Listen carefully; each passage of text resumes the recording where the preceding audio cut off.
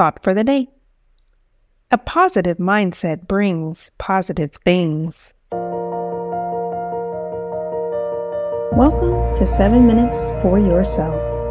I'm Christina Aina, and I'm so glad you've joined me for what I believe will be 7 of the most enriching minutes of your day.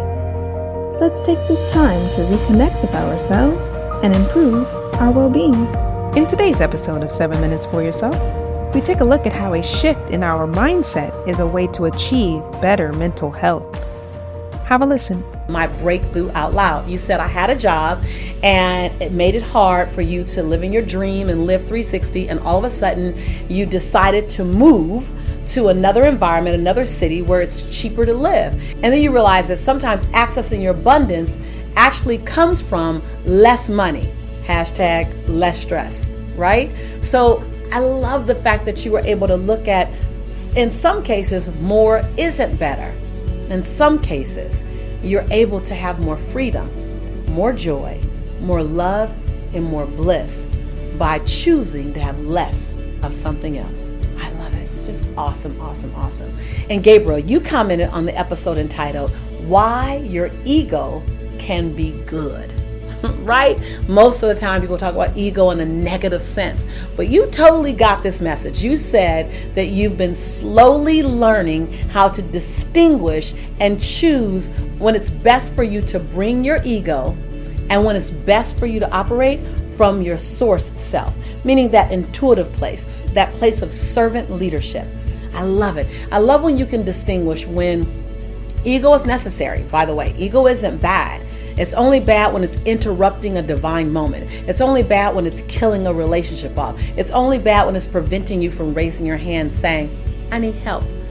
Ego is necessary. Ego sometimes what has you stand up and say, I am the person, the right person for the job. Your ego is what you had better bring to an interview. Now, don't let the ego talk you out of the interview, but you need to bring that confidence. And having your source self, that intuitive self, that's what asks you to surrender. Surrender to the calling on your life. Surrender to your greatness, and surrender to the need to have others in your life. So I love it. I love it, Gabriel, that you get that.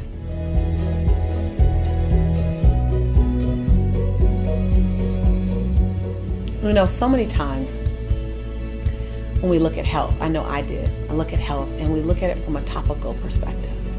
And while it does manifest in our weight gain, our weight loss, it manifests in our muscle mass, it manifests in our BMI, it manifests in our body function. I think that that's the result of something else. For me, I'm not a health professional. I'm not a fitness guru. I'm not a nutritionist. I'm a woman who lived really unhealthy for a very long time and then shifted her mindset and her behaviors and now is walking in a new reality. That's what I am, so I want to be very clear. And so the space I come from, I think, is different, but than a nutritionist or a fitness expert. But I would love for them to begin to adopt this perspective, because you're not working with a half a person that just has weight gain. You're not working with a half a person who just has a high BMI. You're not working with a quarter of a person who just has poor eating habits. If we look at the 360 person, and where do our behaviors come from? All of your behaviors come from an emotional state of being. An emotional state of being comes from a mindset. So you think it, then you feel it, then you act on it. And so when we talk about living unhealthy for so long, I love the broadness of it, because people think it's just physical, but unhealthy is, oh, by the way, my mindset was unconsciously unhealthy. And the unhealthy mindset led to unhealthy habits, led to an unhealthy lifestyle, led to unhealthy results. Hashtag I was over 80 pounds overweight, because it was a mindset first. And so I know it's not the fun stuff. We want to jump in and do the crunches. We want to jump in and do the crash diet. We want to jump in and do the detox because we want to lose the weight. And I never slingshotted back up and down with my weight. I never even lost it. I wasn't even in the space where I can slingshot. But that happens to a number of people. And then some of us just hold on to it. I believe that when you go to what did your weight and what did the unhealthy lifestyle give you? Did it give you an escape? Was it a comfort zone? And was it something that you needed in the moment? And to ask yourself that, you have to go in front of it and go, what started it? What started it? What started this? Is it my need to serve everyone else? And then this was the way I served me. Was it me putting everyone else in front of me and putting myself last? And by the time I got to my needs, I had no energy left. Was it the need to be loved by everybody? Was it, what were those things? Was it for me, it was being significantly hurt in a relationship and putting this jacket on called an 80-pound weight. I had an 80-pound jacket on called weight, and it was my comfort zone. It allowed me to not have to completely show up. My body brought me attention that brought me pain. So then I thought I put this 80-pound jacket on and then I don't have to worry about that. So that was my Band-Aid. And so what was the thought, the belief, the hurt? What was the fear? What was the anger or the frustration that caused the mindset to lean into emotion, to lean into behavior? I know no one wants to do that. I'd rather get on the treadmill, but I promise you, if you've ever been on a treadmill before and lost weight and then you gained it back or you stopped, for me, I was start, stop, queen. I was start, stop, queen. I was start, stop, queen because the treadmill didn't give me the emotional healing that I was looking for.